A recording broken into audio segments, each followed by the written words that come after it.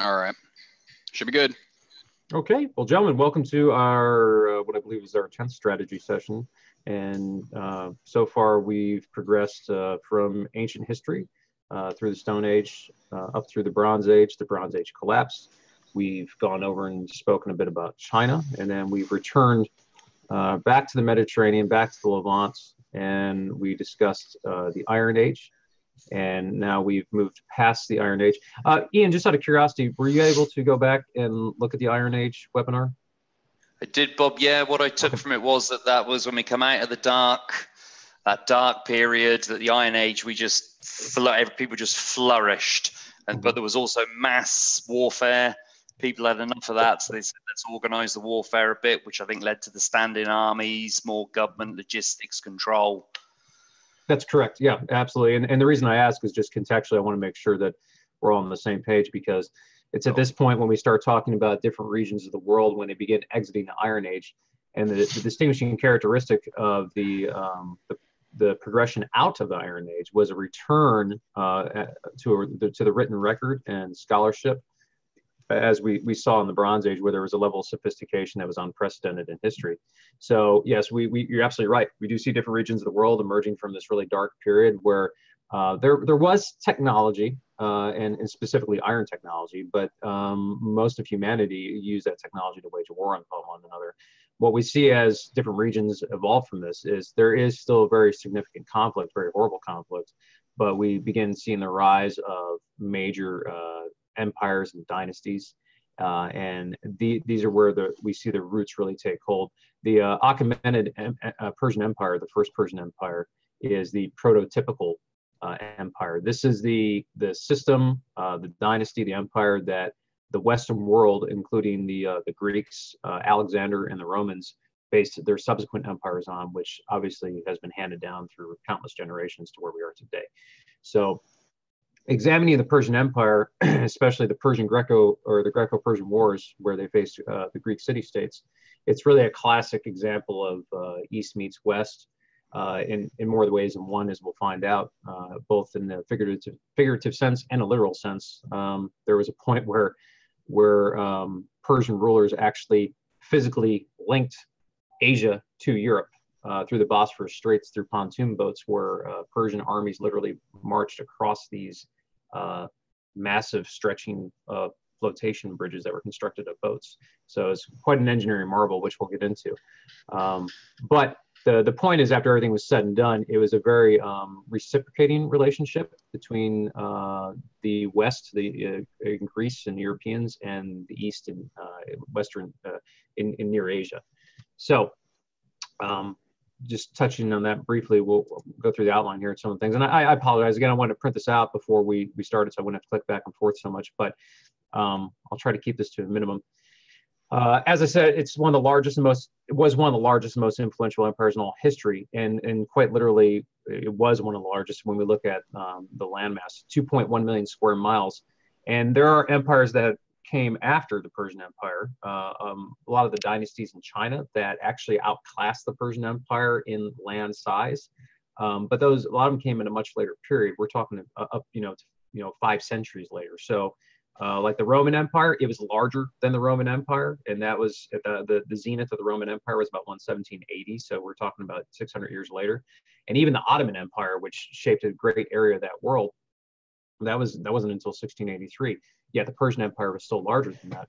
And just to give you an idea of the area of the world we're talking about, so this map that we opened up with here, this is the Achaemenid Persian Empire circa 500 BC, and this is the present day region. So a lot of what we're looking at here, the heart of the Persian Empire, is south of the Caspian Sea in what is present day Iran.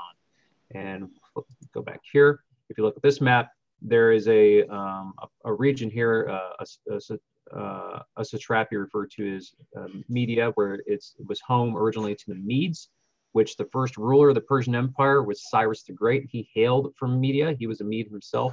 And one of his most significant accomplishments was overthrowing the local rulers there and consolidating control and bringing influence and enlightenment to his people. And from that area directly south of the Caspian Sea, Media, is where the entire empire expanded. So yes, the Great Deal what we're looking at here is it started in what is modern day Iran, but the empire, as you can see from this map, expanded as far as Thrace in the west to the Greek city-states, down to northern Africa in Libya there, and then all the way over to the Indus River Valley. So the area that we're really talking about today, I mean, if we really put that in context, Libya, Egypt, parts of Greece, what was Macedonia, all of Turkey, Iran, most of the Arabian Peninsula, and then as far east as Pakistan, Afghanistan, India. So this was a massive empire, and I just want to take a minute to reiterate that, because the size and scope of having such a consolidated control one area under a particular ruler, it's what it is. It's unprecedented. It's just mind blowing. And I wanted to, with this lecture, I really wanted to get into a lot of the battles, but I find that usually when I'm scrolling through this, when I get to 2 pages, that kind of puts us up against our hour mark. So I think this is really going to be more of a contextual lecture, and that's why I refer to it as the introduction to the Persian Empire, because there's so much to cover. The empire was so vast, and the contributions of the empire to our society today, just unheard of. So if at any point, it's a military focused webinar, so we are going to talk about a lot of the developments and a lot of the technology and a lot of the figures specifically related to military history. But I have pulled a few things out that I think are pretty significant interest that I hope that you all will be interested in. And if you'd like to spend more time talking about any of those, feel free to interrupt, and we can go over in detail. Sounds good. But and this is with the title, we talked about this before we went live. Yes, we're talking about the Persian Empire, the Achaemenid or the Achaemenid Empire. And the reason we call it the Achaemenid Empire is because there's actually, when you look at the historical record, there are 2 Persian empires. There's this empire we're referring right to right now, which is from 550 to 330 BC, roughly. The second Persian Empire was the Sassanid Empire, or the Neo-Persian Empire, which was much later, 224 to 651 AD. And that was the last empire in that area prior to the rise of Islam. And that was, of course, after Alexander. And there's a lot of history that transpired between this empire and that empire. But we're talking about the former, the first. I guess so. So you said like Islam came along, and since then? Yes, Islam, Muhammad hit the scene in the 7th century AD. And since then, this area of the world has predominantly been a Muslim area of the world. Prior to that, however, there were very different spiritual beliefs. There was a forerunner religion, which I'll talk about here shortly, which is really, really intriguing. Are we talking about Zoroastrian? Correct. Yeah. Very good. Yeah, my uncle is a bit of a nerd, and he loves to talk about just random, funny, obscure little things. He was like, "Did you know Persia used to be Zoroastrian?" And I'm like, "Okay, tell me." Yeah, you're absolutely right. And I am by no stretch of the imagination a theologian, but I was going to touch on that briefly because it's very intriguing, especially when you get into all the monotheistic religions that we have today, the big 3, so to speak, Judaism, Christianity, and Islam. I'm not suggesting that they, in some way just extracted elements and, kind of cut and pasted. They're all their own spiritual belief, but there are significant parallels and a lot of commonalities between that and Zoroastrianism, which we'll talk about shortly. Yeah. So yes, what we're looking at here is the Medes. Right here south of the Caspian Sea, we had the 6 Median tribes, and you can see their names all labeled here: the Magi, the Budii, Busei. These tribes, they were in the area, if you recall from our lectures about the Bronze Age. This is the area populated by Babylon, formerly the area of the Hittites, the contested area where it was the contested overland trade routes. And we saw the rise of the Assyrian Empire. These people eventually displaced the Assyrians, and this coincided with the Iron Age. And emerging on the back side of the Iron Age was the Persian Empire.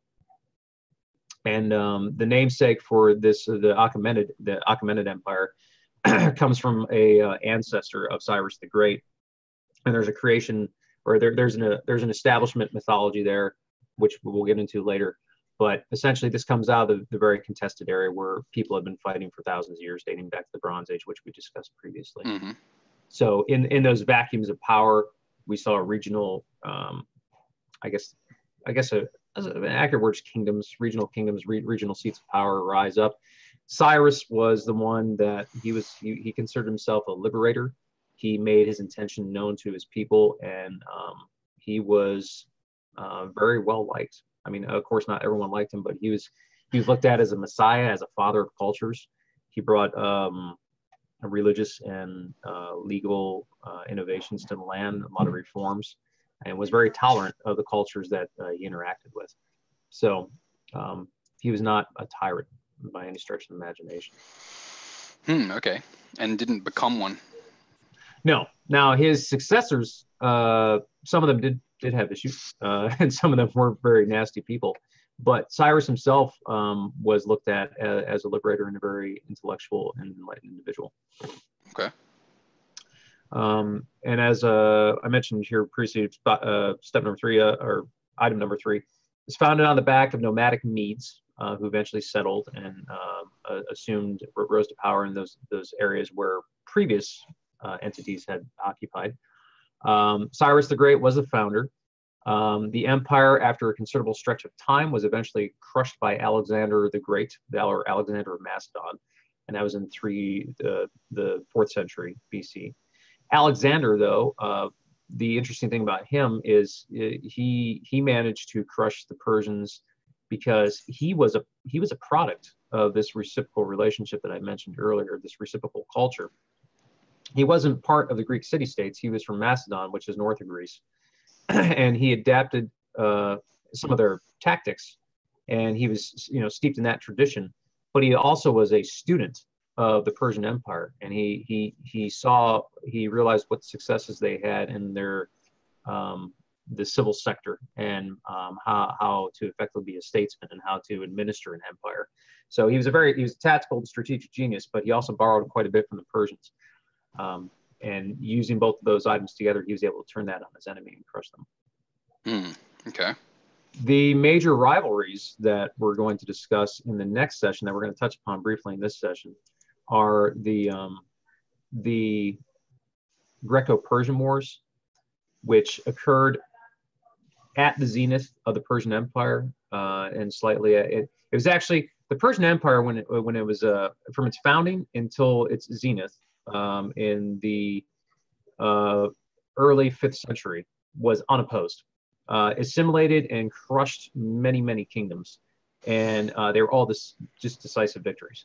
It wasn't until they had aspirations to enter Greece in Europe that they, for the first time, were fought to a stalemate and then later a defeat. So we see a greater loss of momentum at that point, and that's where the Persian Empire really starts to lose its steam. And then after some internecine conflicts there between the Persian Empire and the Greek city-states, they're left essentially, they've essentially depleted each other on the war front. And that's where we see Alexander rise. And Alexander comes in and consolidates and takes control of the entire area. Okay. Wait, so it was like Persian Empire tries to take Greece, fails, or Alexander the Great. Did I hear that correctly? Or yes, there's actually several phases of invasion where the Persians attempted to invade Greece. And as time progressed, it became a bit more complex. Initially, it was the Persians versus the Greek city-states, and the Greeks turned them away. And then then elements within the Greek city-states began to fight with one another, and they had their own issues, and that's referred to as the Peloponnesian War. And in doing so, when they began to turn on one another, specifically Athens and Sparta, and there's an entire history behind it with the Delian League and all these different Greek factions fighting one another, they began to recruit the Persians to assist them. And the Persians at one point were fighting on one particular side and realized that Athens was gaining too much momentum and power, and they were becoming pretty much a superpower of that age. and the Persians switch sides to kind of keep them off balance, to maintain their own hegemony in the area. And there was this kind of cat and mouse strategic political game going on between Persia and the various Greek city-states and all these different actors. And what it eventually boiled down to is they completely depleted each other, just years, centuries and centuries of conflict, until what you eventually see is Persia permeates that area, and we see Alexander, who is handed an army by his father, Philip of Macedon. And Alexander basically goes on the warpath and consolidates everything in very quick order. Okay. That's a general overview of how it occurred. Yeah. Sorry, Bob. That ongoing war where they just wore each other down, was that? Did you say that was the Peloponnesian War? There's two.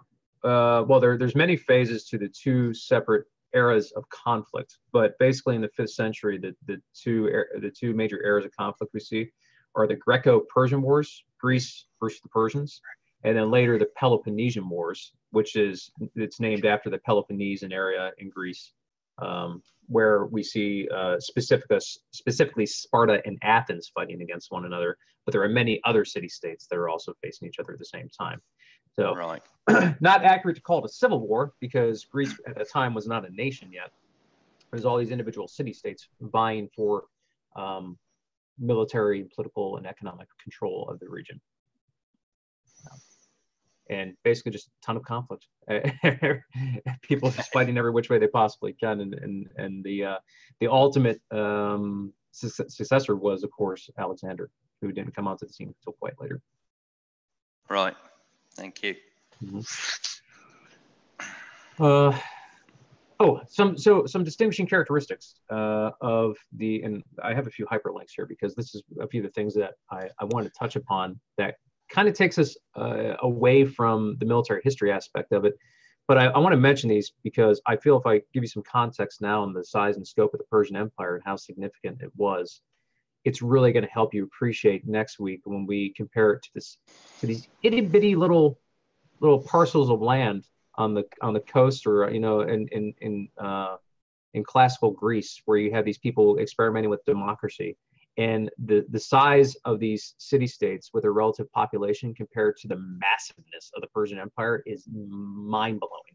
And I was telling Matt the last time we spoke, I said this is one of my favorite histories to talk about because it's kind of a David versus Goliath sort of thing. It's not necessarily as black and white as good versus bad or good versus evil, or democracy versus something else, because it's not. It's much more convoluted and it's much more complex than that.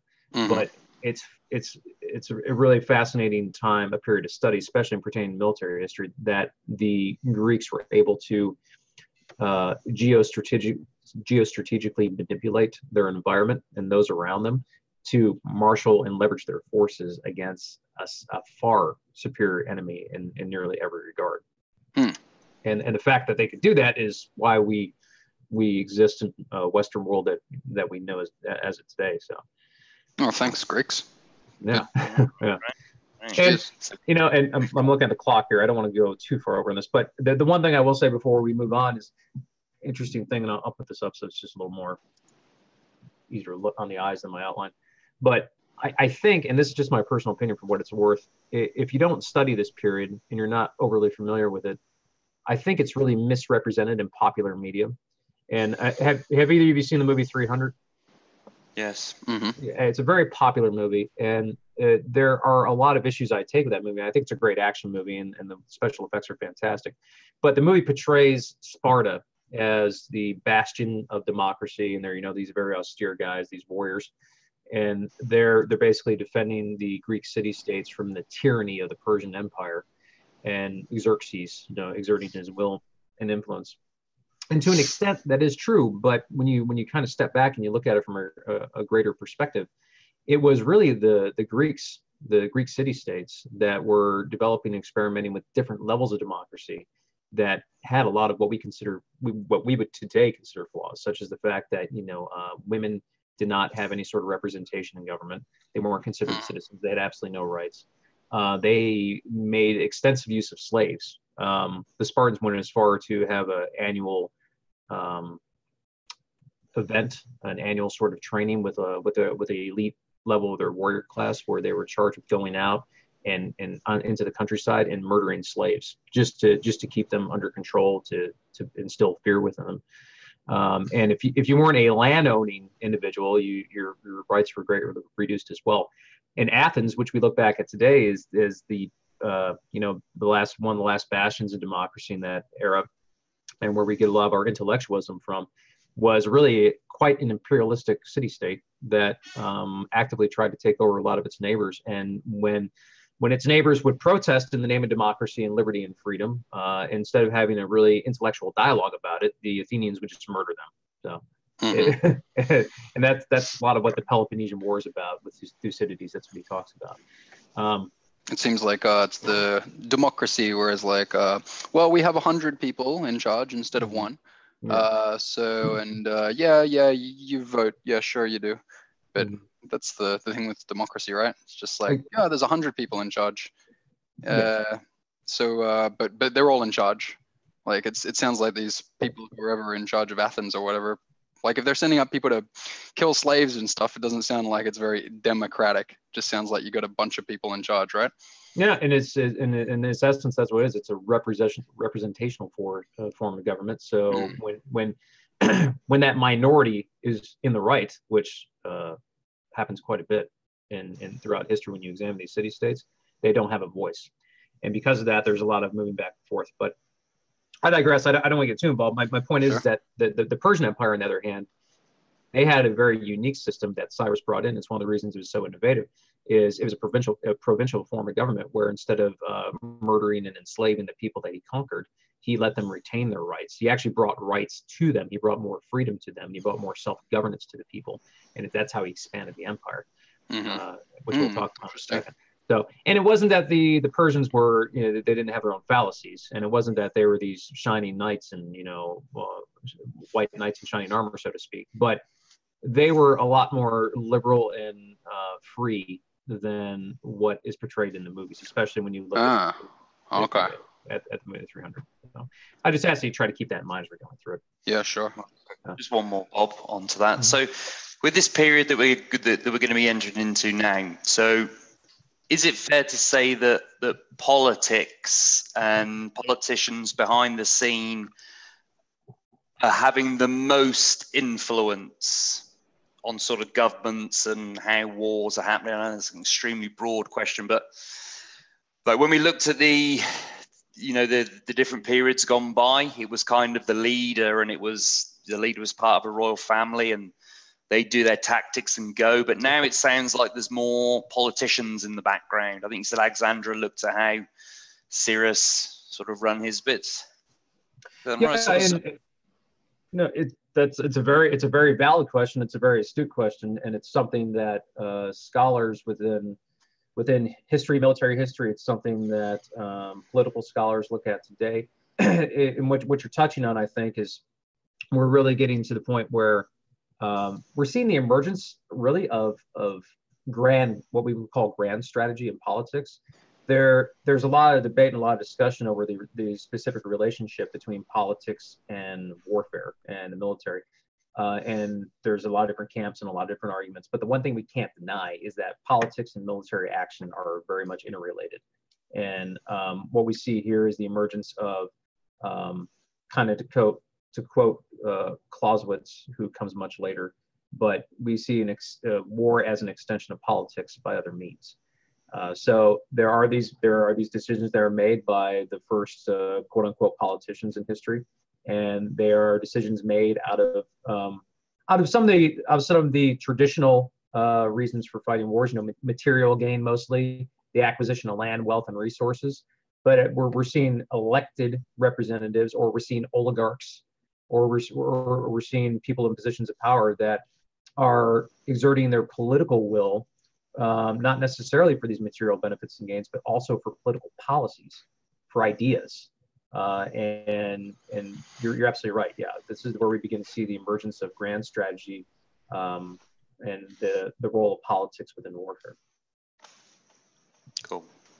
Answer your question. Perfect. Great. But yes, so yeah, it's a great point. Thank you for bringing that up. So some of the distinguishing characteristics of the Persian Empire, I touched on it really briefly, is their habit of assimilating conquered cultures instead of modernizing or enslaving them. They also had a provincial government, which is based upon satrapies and satraps. So if you look at the key up here on this map, you have the term satrapy. A satrapy was essentially a province, and all these areas in red are basically the different provinces of the Persian Empire around 500 BC. And within each of these provinces, within each of these satrapies, was a governor called a satrap. And the satrap was entrusted to run his region. And initially, these satraps were people that may have been in a position of power when they were conquered. Not necessarily the person that was in seat of power, but maybe a competing faction within that region. And Cyrus, very astutely, very, very smart, he put these people in a position of power and said, look, you give me your loyalty, and for that in return, you're going to be controlling my province. And, we just need to maintain communication back and forth, and we need to run a unified government. And that was really the secret to his success. Instead of what we've seen in the past, where we had these massive centralized, totalitarian, authoritarian forms of early government, now we have something a bit more refined, where it's provincial, where we have individual leaders in charge of smaller regions within a larger empire. Had Cyrus not adopted and adapted this form of government, it would not, his empire likely would have crumbled like anyone before. And that basic system is what we see used in the later Western world, specifically with the Romans and later forms. I mean, even today, there's massive countries and nations that make form of that form of government. Okay, I have a few questions about this. So, what did he give to them? Like, what is the deal between Cyrus and each governor that makes the whole thing work? Like, what is the trade? Well, I mean, without going into like a specific example, I guess the general way to put it would say, so imagine yourself, if you're living in a region or a loose, for lack of a better term, a country, although they really didn't necessarily exist back then. But you're in this region where you have political aspirations or even personal aspirations for your life, where you want a better life for you and your family and your fellow countrymen and the people around you. Yet you can't, because you live under the tyrannical rule of someone else that's stifling your personal freedoms, taxes you heavily, perhaps forces you to serve within the army, might threaten you under penalty of death. Well, you really have no choice. I mean, there's nothing you can essentially do about it. Well, along comes Cyrus, and instead of just rolling his army in and attempting to, crush any resistance, he spends time by doing a bit of reconnaissance, by learning the area, and getting to know the people, maybe not on a personal level, but he gains a greater diplomatic and cultural understanding of the people. And then when he enters the fray, he presents himself as a liberator. So similar to what we saw in some of our China discussions, he's not there to conquer; he's there to liberate. Civic responsibility. Yes, and he's winning the hearts and minds of people. So if you have this tyrant that's in charge of you, and you say, well, I could do a much better job as a leader.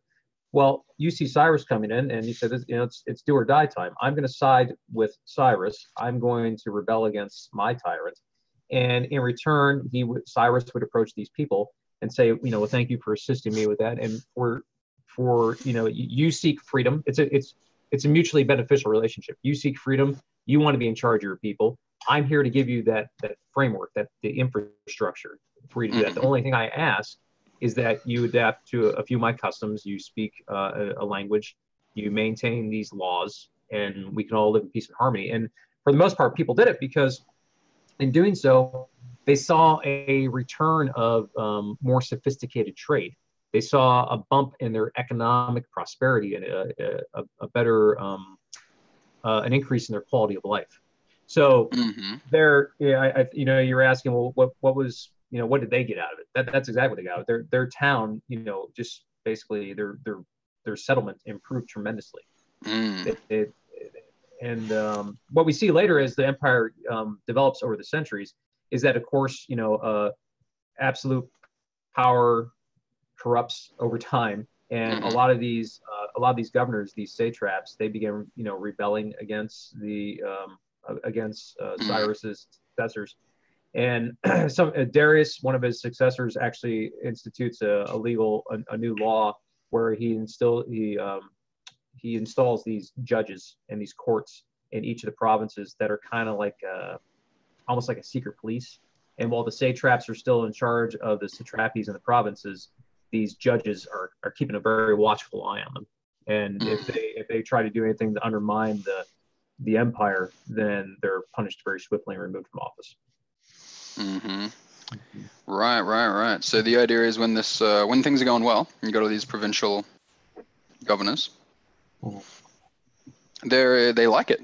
Like, yeah, this is good. Let's be a part of this empire, and whatever, we'll pay some taxes up to Cyrus, but at least we don't have everyone else ganging up on us and killing us.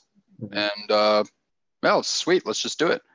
And if we ever hate it and everyone else hates it as well, well, then we'll get all the other governors and rebel against Cyrus. But for now, I mean, things are pretty sweet.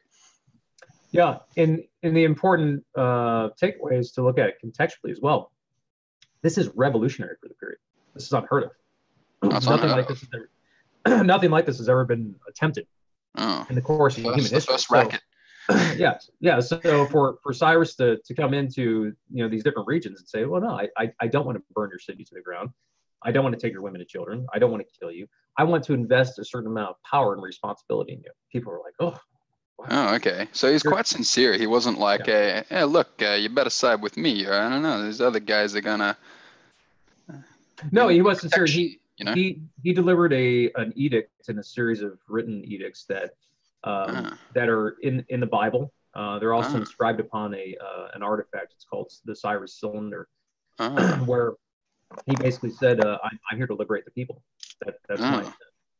Oh, and he sent out like declarations, let everybody know, Cyrus, a few provinces over, he might be here in years or so, and get ready. He's the liberator. Yeah, and that's liberate everyone. Yeah, and that's why within his relatively short lifetime, he was able to expand the empire so quickly. I mean, it became very vast very quickly. And did he conquer everything, or did some provinces just go, hey, let's join up with Cyrus? There were those that willingly joined up with him, and especially as he gained more momentum, there were those that were in a seat of power that realized that trying to oppose him was a foolish idea. Right. So there were some provinces that were taken with very minimal conflict, and like I said, there's a series of periods and battles building up to the Greco-Persian Wars that we're just going to briefly skim over.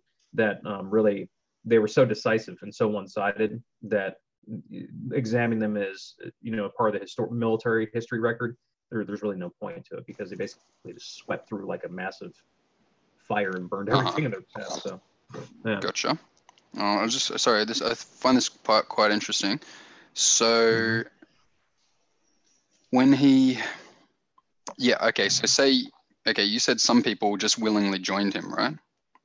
But those people who willingly joined him, we don't know. Were they tyrants who joined him, and Cyrus was okay with that, or did he only accept people in who were, good governors? Or well, the progression. I'll just skip forward here in the outline real quick, and we can look at it.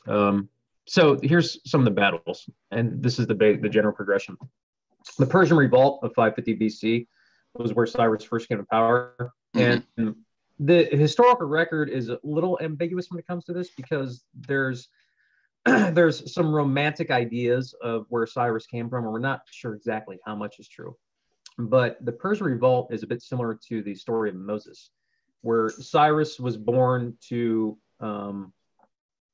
this gentleman down here, Achaemenid, 705 to 765 BC. He was the supposed patriarch of the Medes at one point in time. He was a king, and according to the story, Cyrus was the offspring of this king, and he was given away by members of the family because there was a prophecy that one day he would come back and he would liberate the area from an evil tyrant. And His father, the king, was displaced by he was usurped off his throne, who then set Cyrus away. And Cyrus was raised at a distance and was raised in the arts of war, and eventually came back and overthrew the king that usurped his True father. story? Yeah, well, we don't know for sure. Okay. We don't know. I mean, that's what the record tells us, and there's a lot of mythology behind that, or not necessarily mythology, but a lot of creative liberties, I guess. Mm-hmm. So I mean, we this don't is know. Zoroastrian history or Bible history? This is what we've gathered from cuneiform tablets from they're written in whoa, this is Akkadian. ancient. Okay. Yeah. And well, I mean, the language was, because the language that eventually displaces all that is Persian. That's one of the first official languages, empire languages. But before that, there's a lot of ancient texts still written in cuneiform and Akkadian and Sumerian that talk about what essentially happened. And there's elements of the Bible as well, which talk about Cyrus as a messiah and a liberator. On his history. So he's a very pivotal figure in Judaism, because what I have highlighted there is the conquest of Babylon. When the Jews were exiled from Jerusalem and they were imprisoned in Babylon for several decades, and when Cyrus invaded Babylon, he freed all the Jews, who were then allowed to return to Jerusalem, which is a very important aspect of the religion, obviously. And they coined a term in the Old Testament, and I can't remember the specific pronunciation of it, but it's where we get the term Messiah from.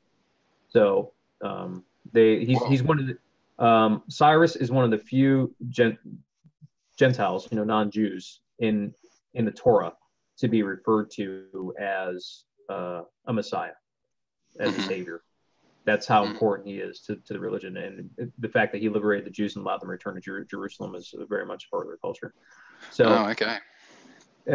And then we also saw the conquest of Egypt. There was resistance put up there as well, but far and wide, they pretty much swept through, and Cyrus swept through and took control of them. A lot of the places that didn't necessarily put up a lot of resistance, these were regional principalities that are kind of lost to the pages of history, that we don't necessarily have a lot of specific information on. But what we do know is that a lot of people welcomed him with open arms, essentially.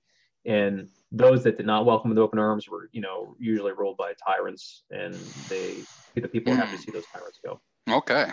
Wow. Okay, that's really interesting.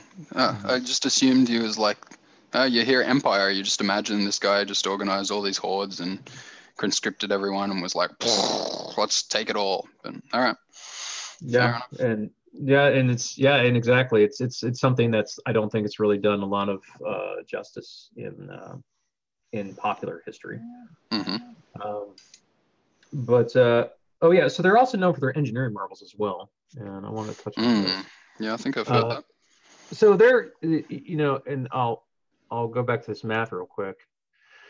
When we were looking down at the Fertile Crescent, down in what would be the southwestern corner of this map, between the Red Sea and the Mediterranean Sea, we're talking about the area of Egypt, Fertile Crescent going to Mesopotamia and the Tigris. Do you recall why those regions were so successful, or why the population grew so quickly? The biogeography, wasn't it? And the ley lines. Yeah, and exactly, the geography, and specifically the water. The Nile River was a predictable river that flooded on a regular basis, where the Egyptians could predict it, and they could engage in sophisticated irrigation. And then in the Fertile Crescent, you have Mesopotamia, which was situated between the Tigris and Euphrates rivers, which allowed them to produce an incredible amount of food, and which boosted population. Then you see diversified labor and more sophisticated societies, those agrarian cultures. South of the Caspian Sea, if you look where they came from, there are some rivers that flow off there, but in that specific area where Persia really became, the empire started to rise, there's not a floodplain, and there's not a river, there's not a Nile or a Tigris Euphrates. What the Persians did, let me get my tab up here, so I got the control away.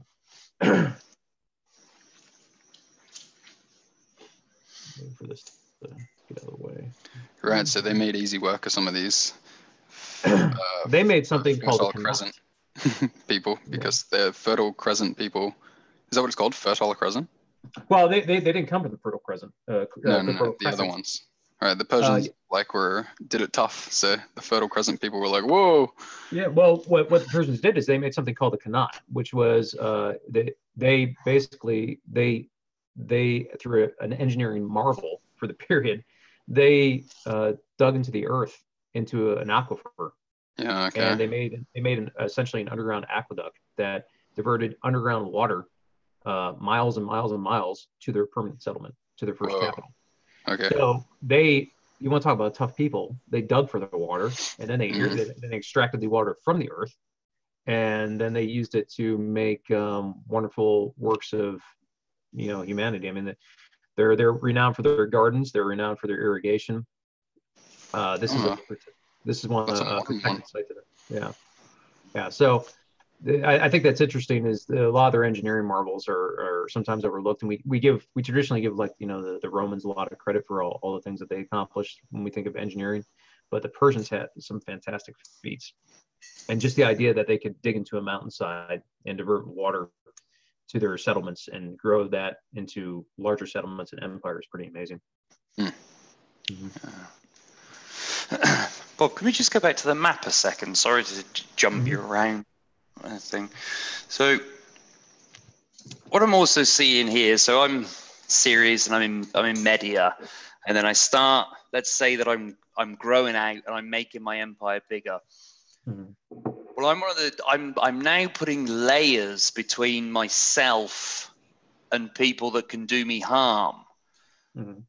And those layers keep getting further and further and thicker. So I'm really becoming this unique leader, or this unique way of doing things. So I now need my political people to help me, because there's so many things going on in such a vast amount of land. I can't possibly keep track of it. And then obviously the logistics. If you want to get a message to Thrake, how long would that take to get a message and then get a reply? So I say I'm seeing this series. Suddenly you've got to have these politicians and these helpers, and it's just a whole completely different thing compared to some of the leaders that we've been looking at. It is, and you touched on something. I'll tell you, it took 7 days on horseback to travel from one end of the empire to the other. And we know this because they had a sophisticated postal system and a record-keeping system. And they constructed something called the Iron Road, which that might be a little too close. Let's back that up a little bit. The Iron Road was something very unique for its time, and this brown line represents how far it stretched. You can see where it goes, and that was not its completed state, but it stretched some 1,500 miles when it was finished. And about every 18 to 20 miles, they had these large houses, stations, if you want to call them that, constructs where they kept fresh horses. They had sleeping quarters, and one of the key elements of the empire to keep this thing really held together is what you just said, the infrastructure. So they developed a sophisticated postal system, and riders were able to, take off from one end of the empire, ride for about 20 miles, rest, get a meal, change over horses, and then carry their messages to the next relay station and continue on. And then when the rider himself was exhausted, there would be a fresh rider waiting to replace him. So in doing so, you're talking, we're in the 5th century BC, and you could inscribe a message and have it sent across a 1,500 mile wide stretch of cobblestone road, or not necessarily cobblestone, but a sophisticated road that could reach its destination in a week, which not bad. Yeah. Pretty good. And you think about it. I mean, even in much later times, in the the modern age, the 19th century, it would take messages that long to reach certain areas of the world, just in Europe, because of the turmoil and the violence and everything that's going on there. So yeah, we had people that could deliver messages in a week back in the 5th century BC. I mean, even if I want to order something, I'm in Poland, want to order something off Amazon. Hey, mate, be there in 10 days. Yeah, exactly. Okay. Yeah. So, they could have got it, mate. The Persians could have got it here faster. Yeah, and it really starts blowing your mind. On horseback. And it really starts blowing your mind. I think about it, this is long before GPS. This is long before any sort of global communication system where you could really be able to talk to someone on the other end or have an idea where you're going. I mean, these people were then when they were surveying this road, they're standing there in the middle of nowhere, with a rock and a string kind of in a plumb bob sort of thing, surveying the landscape and just trying to do some dead reckoning to keep that road on course. And the road winds around mountainsides, and they had to build bridges to go over different rivers and tributaries. It's mind-blowing stuff. I just can't imagine it. Funny. So yeah, I mean, that was one of their many engineering marvels. And then the postal system, the official language, everyone had to adapt to and speak Persian. Pontoon bridges, which I touched upon briefly. Zoroastrianism, which we just brought up, and there's an interesting tab here. This is from the BBC, and this is very quickly, and I don't want to get too theological because I mean that's an entire session in itself. But the BBC has this article, and it just shows some of the highlights of what they believe in. So they believe that there are still people practicing this today. So I guess we can use it in the present tense. Believe there is only one God, Ahura Mazda, a wise Lord, and that He created the world. So we see a monotheistic, trend here. This is where it really begins to start. There are elements of elemental worship, but they didn't necessarily they didn't worship the elements themselves. They felt that the elements were symbolic of the Creator. There was a prophet, Zoroaster. And what do we see in all of the monotheistic religions? There's a prophet. We have Jesus and we have Muhammad. They had holy scriptures where they put everything down in writing, for prosperity. And in a more general sense, when you start to read the theological beliefs of this particular religion, it's where we really start to see the formation of good versus evil. And there's also hints of salvation in the idea that the physical form that we have now is only temporary, and that we have to do well on earth in order to achieve salvation or a greater state in the end. So, and there are specific stories as well that are which I just really can't get into for the sake of time, but they mirror a lot of our creation stories in Christianity and the other two major religions. So if you have the time, you're curious, it's a fascinating thing to research. I think, Matt, you said your uncle like knows a lot of stuff. I mean, it's something when you read about it, you really start thinking, wow, this is interesting. The Bible, the Torah, and the Quran were not the first to really discuss some of these right. topics. So their ancient text precedes the Torah. Religions. Yes. Mm-hmm. Yeah, I guess so. And so it's got I think the stories in the Torah. I think the Torah and it precedes it, and I think the Torah. I'm not positive on this. I'd have to talk to a religious scholar, but I think the Torah was beginning to get written around the same time. The first elements of it. But this is by far one of the most influential precursor religions out there. I mean, I even read that the book of Genesis, there's some people that say that its writing was influenced by Persians, telling write this book for your people, right? So we can give them some stories, or so we can tell them what to think or that. I don't know if that's true. Yeah, absolutely. And there's a lot of the stories, like the flood story is a common concept in a lot of different religions, and it's touched upon in Zoroastrianism, not necessarily as a flood story, but in regards to the elements. I mean, there's a lot of reading and interpretation you have to do in it, but there are a lot of parallels once you really start studying it. It's pretty impressive. Okay. Now, we are running short on time, so I'm going to kind of breeze through this. They had three major capitals. Pasargadae was the first capital, and the word in Persian actually translates to strong club, but the Greeks later interpreted this, it's where the word paradise comes from. So you can imagine that it was quite an impressive capital if that's where the word paradise comes from. It was founded by Cyrus the Great, who also is known as Cyrus II. He wasn't the first, but he is the great. His father obviously came before him, between him and his grandfather, who was displaced by another ruler. But if you go to Pasargadae, here in modern day Iran is the tomb of Cyrus, and it's a protected site through UNESCO. And you can. That's literally his tomb.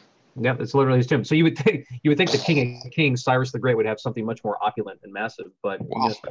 When you think of, like, the Great Pyramids or some of the other massive palaces we see in history.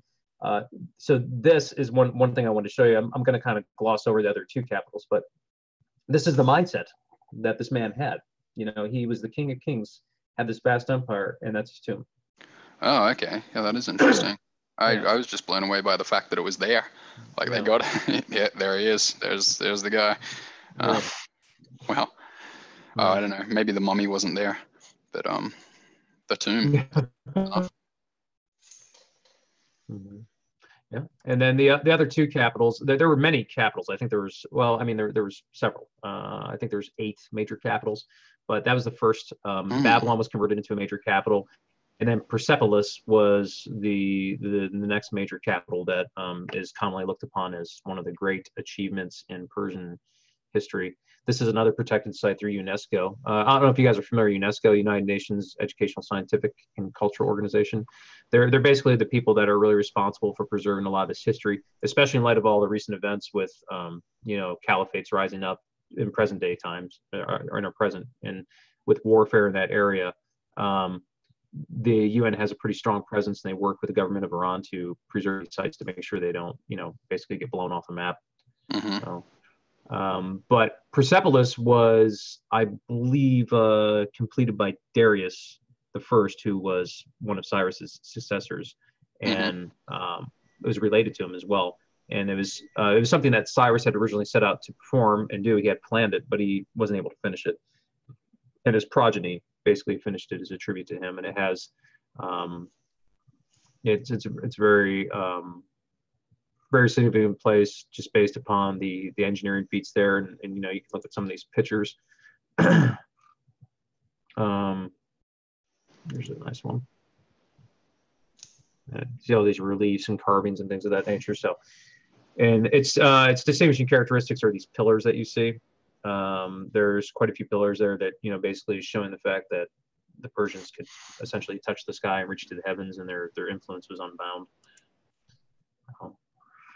The general timeline, again, we were talking about the Persian Revolt, the conquest of Lydia, conquest of Babylon was a big one because of the return of the Jews to Jerusalem. The conquest of Egypt, the Greco-Persian Wars, which we'll talk about in more detail. I highlight that because that's what we're really going to focus on in subsequent discussions. But the whole thing that started the Greco-Persian Wars was the fact that Cyrus liberated Ionian Greeks, which lived across the sea from Greece proper, and they welcomed him as a liberator. But the Athenians and the Greek city-states did not want Cyrus involved in their business, and they saw him as an interloper because they wanted consolidated control over their Ionian Greek relatives who had separated at some time in the distant past, but they were living in the lap of luxury, and the Greek city-states looked across the sea and basically Ionia is what would be the western coast of Turkey today. And Cyrus, as he was doing before, he came and he liberated them, and the Greek city-states said, no, these guys are Greek by blood, and there are people, we don't want you involved with that. And that's where they begin to clash. And Cyrus said, well, I'm going to get involved, and I'm going to liberate these people. If you don't like it, tough caca. So, and that's basically how they really got entrenched in these Greco-Persian Wars. That's what kicked the whole thing off. For 50 years, Jesus Christ. Yep. Live your whole freaking life, and imagine living your whole life in that.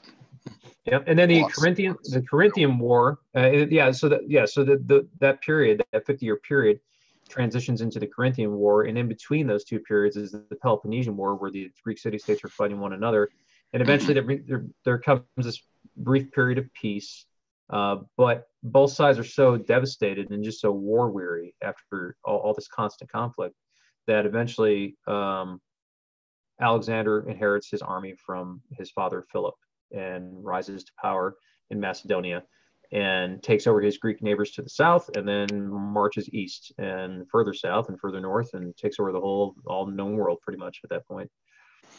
And was he also, I mean, I know this isn't about Alexander, but was he also this liberator kind of guy, or did he squash people? He fancied himself as a liberator, but he had more of a habit of squashing people. He actually had a habit. Well, maybe this will give you some insight into Alexander. Every major area. Well, there's an Alexandria, Egypt, right? That's because he conquered that area. Mm-hmm. Every major area he conquered, he installed a city called Alexandria. So he basically named a city after himself in every major area. At one point in time, there was something like 45 Alexandrias. And they've been lost to the pages of history. So Alexander fancied himself as a very enlightened guy. But when you think about it, he was a hard-drinking, war-weary, well, not war-weary, he enjoyed conflict. But he was a tough hombre, hard drinker, and kind of relished the excitement of battle. And, that's one of the reasons why he died so early, is he lived a very reckless and hard lifestyle. Oh, how old? I think he was in his early 30s or late 20s. I mean, he died at a very young age. Whoa. Yeah, and that's why when we talk about the size of the empire, you would think, well, Alexander the Great, he must have had a much more vast empire than the Persian Empire, because if he took over all this area, eventually displaced all what used to be the Persian Empire, then he would have one of the larger empires. But he didn't make it far enough east. He didn't make it far enough south. I mean, there are these elements around his periphery that he did not entirely get a hold of because he died at such a young age. And a lot of historians attribute that to just a very hard lifestyle. Yeah, he was basically a young man on a mission. And just some of the major figures, we have Cyrus the Great, which we talked about, first king and founder of the empire, overthrew, I got this wrong here, I need to proofread this, but he did not overthrow his maternal grandfather. He overthrew the individual that usurped his maternal grandfather, which was Achaemenid. Conquered consolidated Medes, liberated Ionia, Lydia, Babylon, and the Jews, earned the title of Messiah. Even the Ionian Greeks, who the Greek city-states were attempting to assimilate and devour, when the Persians came in and conquered the Ionian Greeks, they called him father and liberator. They prefer to side with the Persians rather than their Greek relatives on the other side of the sea. Darius I was the third Persian king. So there were a series of Persian kings in between these figures, and there were ones subsequent to these, but they weren't as notable, or they weren't as great. Like Cyrus's son, Saobedes II, I believe. I'd have to look. Saobedes II, but he was kind of brutal and petty. So not all these figures were as noble or as influential, but these are the top three, really. Darius, he was the third Persian king. He ruled at the apex of the dynasty, and he was the one that really began to expand the empire into Europe, Greece, and the Indus River Valley. And he was there at the very outset of what would become the Greco-Persian Wars, but he was killed in trying to suppress an Egyptian revolt. And then his son Xerxes took over, Xerxes I, which I didn't put a definition there because I was going to hit the highlights of Xerxes, but that segues into our next discussion, which is really going to be about the Greco-Persian Wars in particular. The literature from the period that we're going to discuss in the next session, where we get a lot of information from, is the Cyrus Cylinder, which I'll just pull this up, and Herodotus, which is a huge figure in history and historiography in general. The Cyrus Cylinder looks like that. Issued by Cyrus the Great. and it's inscribed in Akkadian cuneiform script, and it has all sorts of stories about his deeds, where he came from, Oh, that's what he cool. did to liberate the world. Yeah, so if you have a chance to Google that and you're bored and want to look it up, I mean, it's a How lot of big is fascinating that? stuff. And I think it's, you know, I don't know the physical size of it. That's a good question. You I can't tell imagine if it it's has like to a be. Coke can or a keg of beer. Yeah, I imagine it has to be pretty large because it contains quite a bit of information. I mean, I don't know how the translation works with how compact cuneiform is. I haven't actually studied it physically myself, and they show some of the things that are inscribed on here. I mean, all these different troops or all these different passages. So there's quite a bit of information. Okay. And then Herodotus, which we'll touch on, he wrote the histories. He is what we consider the father of history. He's also The father of called history. father of Not a bad title. lies and the father of truth. He has a habit of embellishing the historical record a little bit, and a lot of it has his up conjecture. So, but So just imagine the next thing. Sorry to interrupt there. Is the next thing we'll do? We'll look at a battle, like a specific Persian Empire battle. yes. So what I plan to do for next seminar is classical Greece and take a look at the Greek city-states, some of the major actors, just so you have an idea who they are.